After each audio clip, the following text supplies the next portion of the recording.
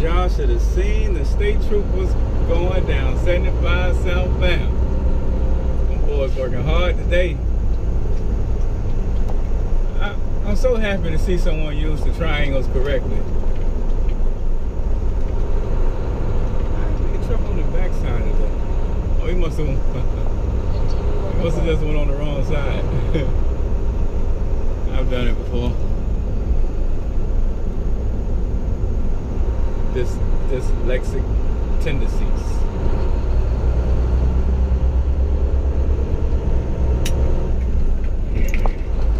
But yeah, man, I know it had to be at least 50 cars, state trooper cars, or vehicles going southbound in groups of 2, 3, 4, 5, 6 following each other, and then some singles scattered about as well. You know that caused a panic on the highway. Everybody's slowing down just because all of the state troopers. But then of course, okay, yeah, it's still going on. Here's a couple coming now. But you can't really, Courtney threw up this morning too. You can't really feel the full scale just starting from now, because I've been driving for 2 hours already, and it's been like this the whole time.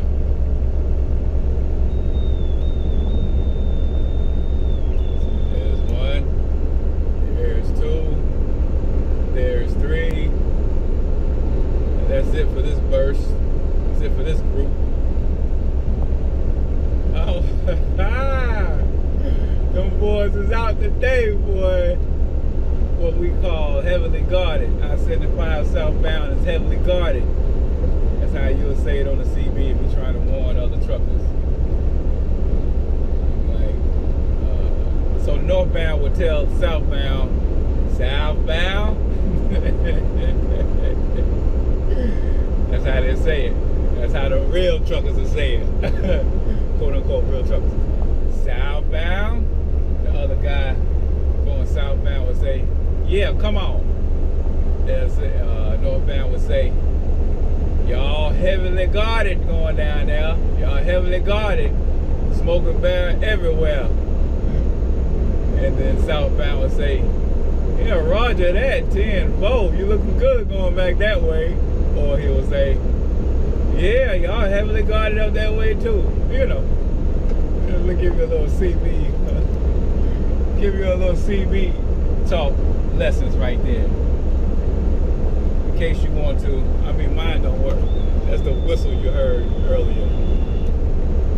I'm not pressed about, I mean, you've heard me say it before if you've been watching my videos. Obviously, I'm not pressed about getting it fixed.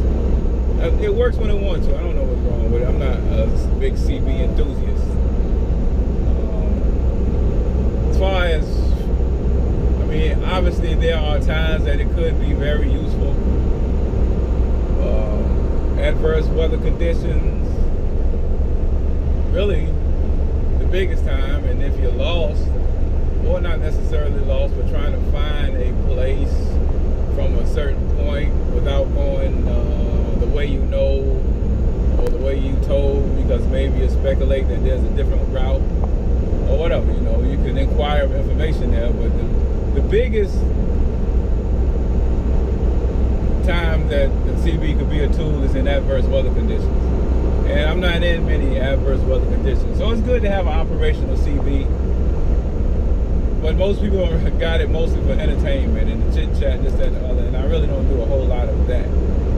So I'm not pressed about having it. As far as knowing what's ahead, like on normal traveling, like I told you before, you can read traffic, you see the lights. Like, I wish I had it earlier. And if the highway continues to be heavily protected as it is, then you'll see what I'm talking about. If you're not already familiar with and understand what I'm saying, if you can only reflect back to your times traveling on the highway, you can understand what I'm saying. But if there is a problem up ahead, and with these state troopers rolling around like they are doing today, when there's a trooper that got somebody pulled over on the right, I don't even have to see them. Only thing I gotta do is monitor the brake lights of the traffic that's up ahead of me. If I see different vehicles hitting the brake light once they reach a certain point, which would be their line of sight to where the trooper has someone pulled over, people are going to hit the brake lights at that same point. It's just automatic. It happens. Natural reaction. And of course, if you're in the right lane, you want to get over, so that's going to happen. So this is what you pay attention to, and then you know what's ahead. And that's basically is effective, man. You know, and it doesn't guarantee that it's a state trooper that got somebody pulled over, or that the problem is in the right lane, but it guarantees that there's a situation up ahead, so you know to be extra attentive and on alert to pay attention as you approach that area to see what is the cause of the brake light. So, I mean, there it is. Simple as that as far as simple traveling, general traveling. I was listening to NPR. They're talking about this foolishness. I say it's foolishness. Look, you know, I'll probably make another video about it. But if you watch my videos, you know I've spoken about communication. And all of us, I'm pretty sure all of us, I know I'm in that group. Most of us could use, this guy's at 30 miles per hour and still slowing down. The sign clearly says maintain 45. But most of us could stand to be more mindful of and work on improving. I got pulled around back last time. Let's see what to say this time. Okay, I'm good this time. Can work on improving our communication, man. And so when you talk about the president calling that Gold Star family, first of all, I don't understand how the Congress lady listening to the conversation. I didn't get that part. I don't understand how that happened. But this is something that everybody has to realize. There's several things that some more state troopers watching on the left. Several things that it benefits everyone to realize on many levels.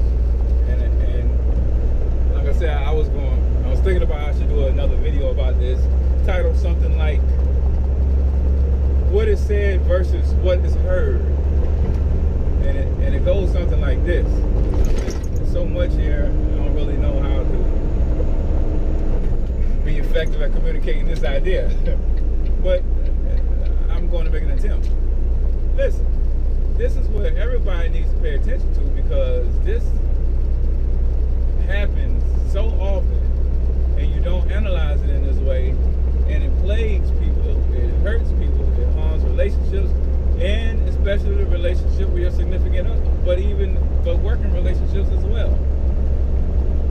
What is said versus what is heard. In communication, you have a message.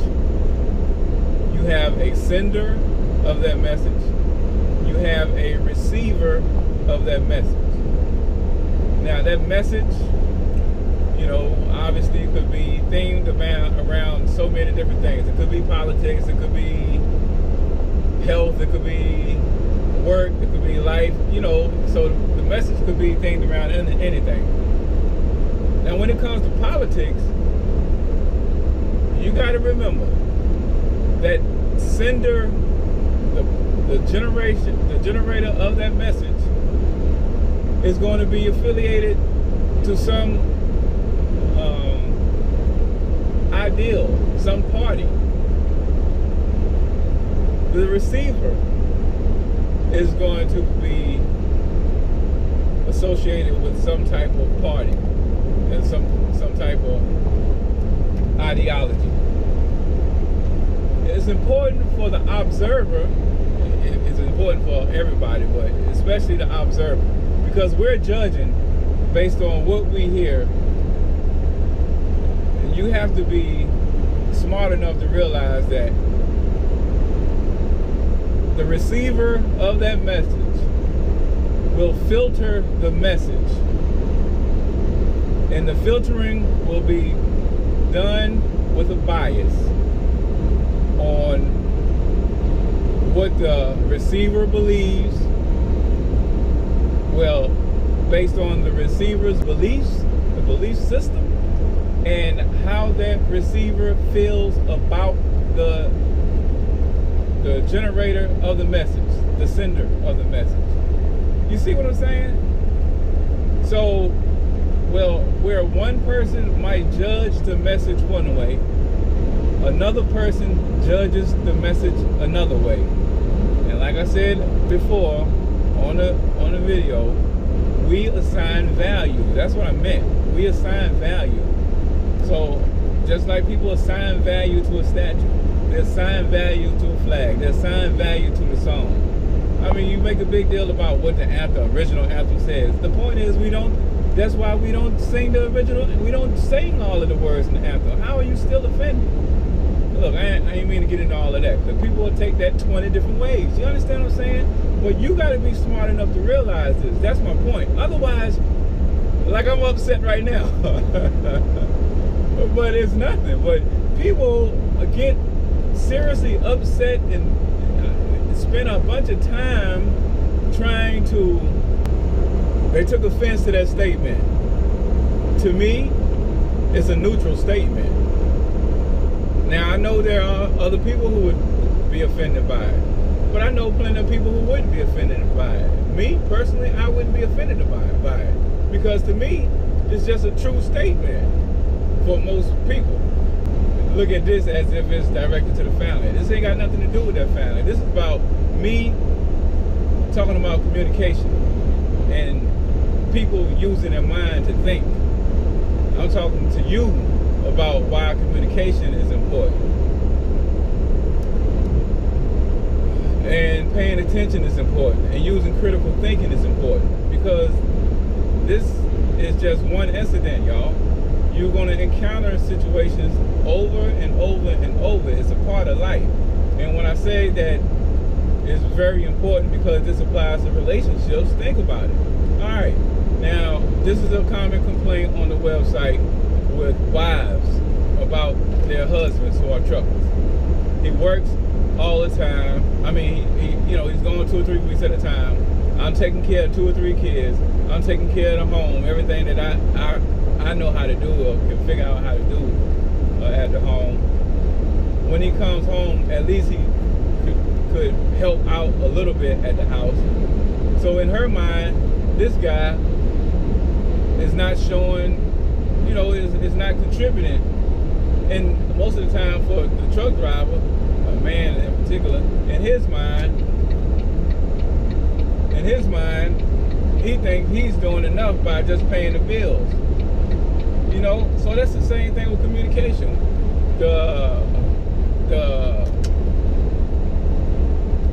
For one party, for the driver, he figured that paying the bills, working and being gone weeks at a time, paying the bills is enough to count as contribution to the home. That's his mindset. On the other hand, the lady at home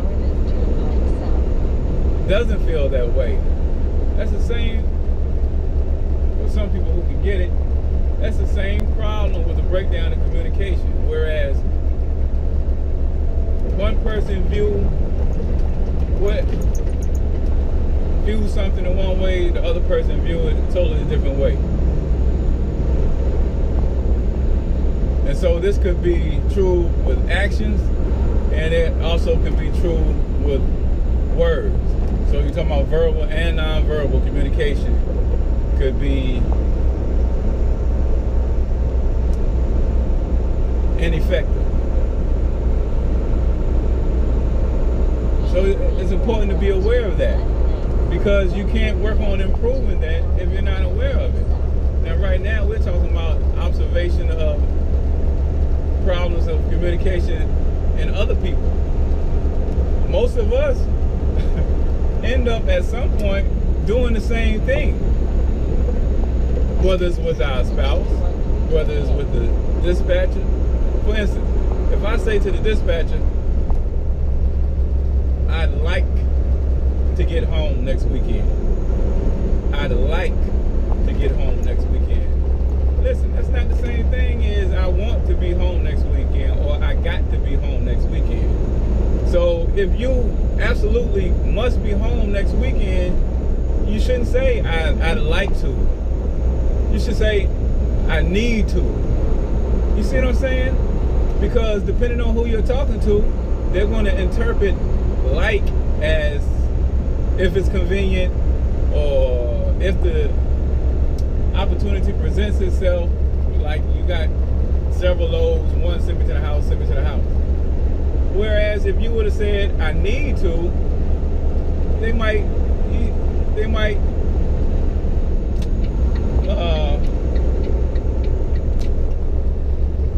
see that as more of a mission that they need to, mission critical. You see what I'm saying?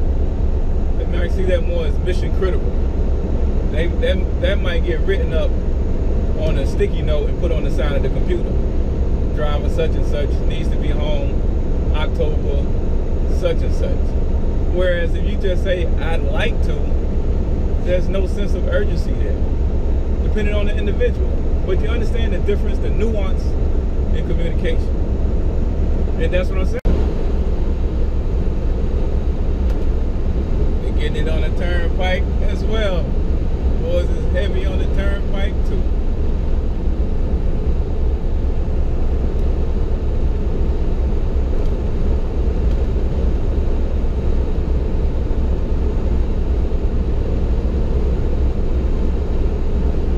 Like I was saying, the battery died before, but I had said enough anyway. You just have to, as individuals ourselves, like I said, we got to pay more attention to. Remember when that guy moved those things in front of me, and I called myself out for my tone and choice of the way I responded? How I could have responded differently? Well, we have to do more of that. We got to be more observant and willing to reflect on our communication, especially if you see things didn't pan out the way you thought they would from your communication. In other words, it was not taken the way you intended it, or the results were not as effective as you had expected, then you have to reflect on your communication. And so that's what we need to do as individuals. But now we also need to understand that when we are observing these things, to look at the bigger picture. And I mean, don't be influenced by other people's perspective. Like I said, for me, they can go back and forth over this all they want to. I don't see that as the guy intended on being disrespectful. I don't even see it as being, you assign the value of being disrespectful to it. And when we see somebody assign that value, you need to think about what background that person is coming from. Because if you already dislike someone, or feel a certain way about someone, so in other words, if you're heavily political, then your filter is going to include already a bias.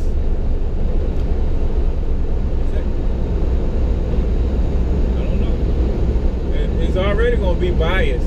You're already going to be biased a certain way. So when something passes through your filter, that bias is going to be applied.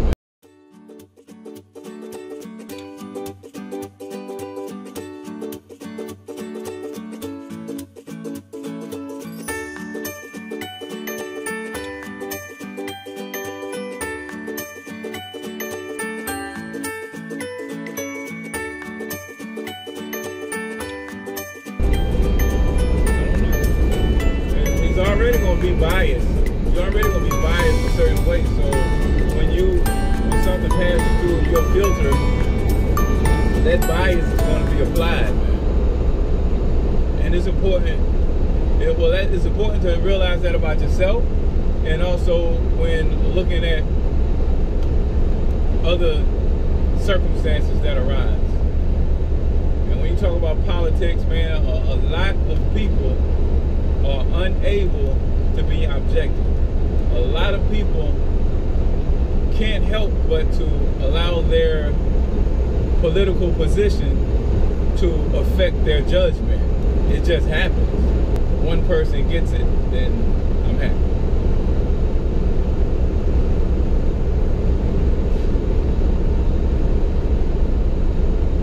And I'm out.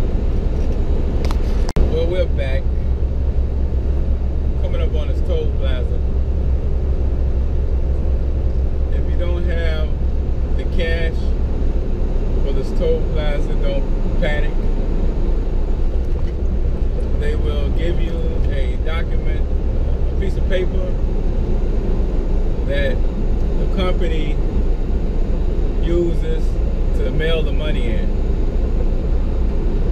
They have 10 days to get the money back to them, to Florida.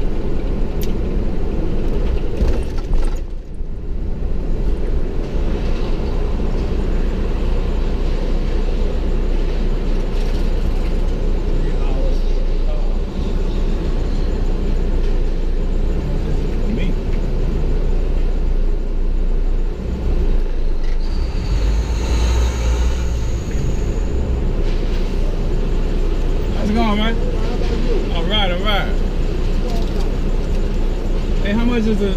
I'm going all the way to exit 265. I got another one.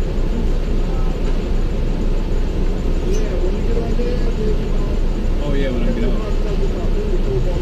Okay, cool. Appreciate it, man. Let's go. I meant to ask him.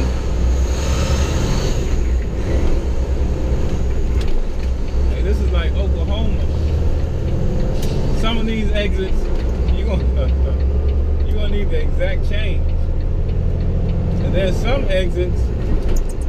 Oh, my fault, man. I got the air hitting on the camera, so it may have sounded a little muffled or whatever.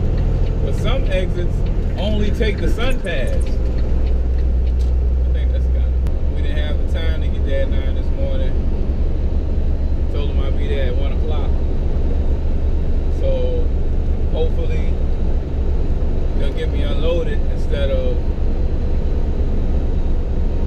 trying to make me pay for not being there at 9 o'clock. Let's see how that works out.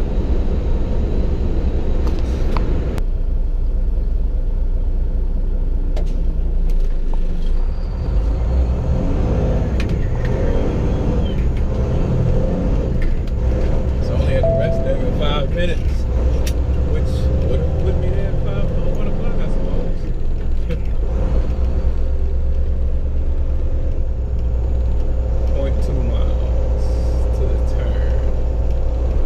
Looking for Seaboard, y'all. Let me know if you see Seaboard. Gotta make a left on Seaboard. 1/10 of a mile. 1/10 of a mile. Warren, is you gonna go or not? Oh, gotta see. Got a raggedy drive. Turn left on Seaboard Road. Stop sign a little bit hidden there, buddy.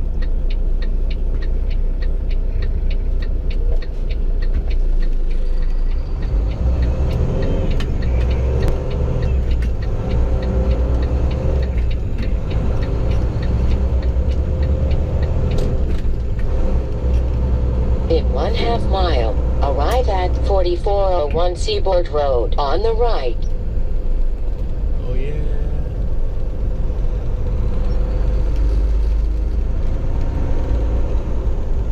Okay.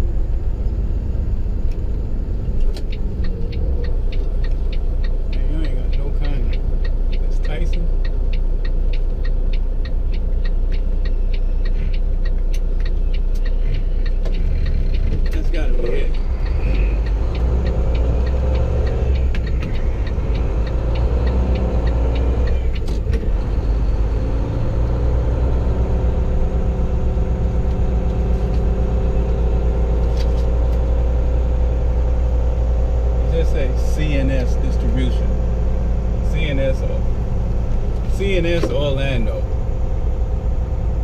That's my fault. I should have called, asked him what does that mean. Before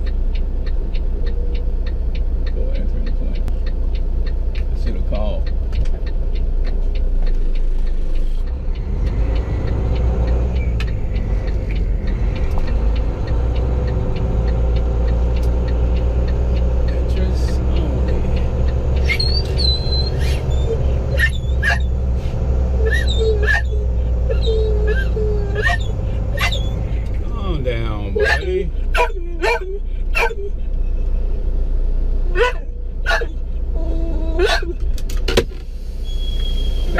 There's a little bit of sign once we get in here.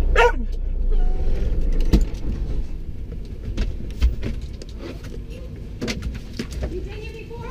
No, ma'am. First time. Okay, sweetheart, when you come in, Uh-huh. because we have a lot of trucks coming and going, usually, hi, sweetie, aren't you beautiful? Well, there's a sign right there that says stop right there. Yeah, I and saw get that. out and you walk over here. Oh, Because we okay. have so many trucks coming and I going, got we don't you. want to get you in the way. It's, But come on, I got you. come on, I'll be right. I mean, the problem is every place is different. I guess they are. If You know you've what never I'm been here saying? before, Yeah. I understand. I understand. And we're not busy right now, so let's hurry up and get you done. Okay. Do I need to come up there? Maybe. I'll Okay. find out.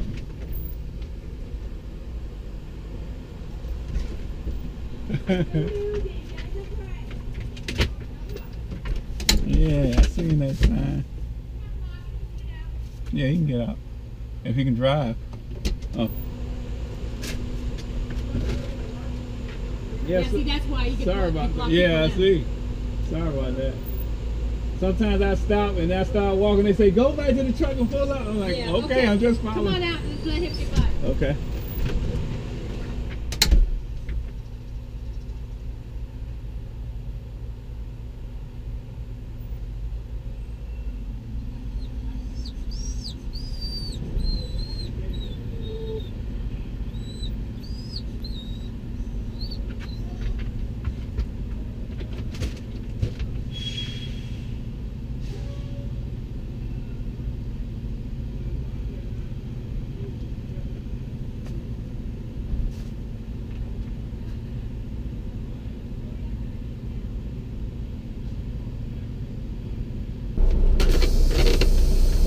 That lady is funny.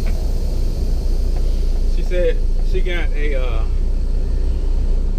oh, she was doing the stuff and I was looking in there and there was a dude eating some food. I was like, what do you got there? I was like, y'all got a good truck or he brought that from somewhere? She was like, oh no, I let him drive my car. He went and picked us up something to eat. And she said, I was looking for she's like a purple Dodge Challenger. And I was looking around the corner and trying to find a car. And she was like, oh, it's nice. She said, I named it J-Lo. She said, it's fast. She said, I named it J-Lo because it looked good from the front. And it's got a nice tight rear end.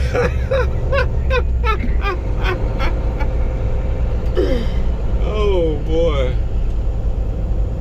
That lady was funny. But that food looked good, boy. She said park halfway. Then they call you back and tell you what door to go to. So,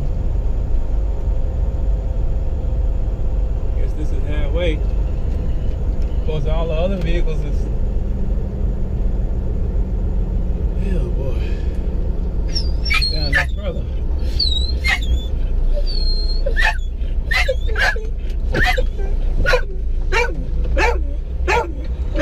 Now, buddy.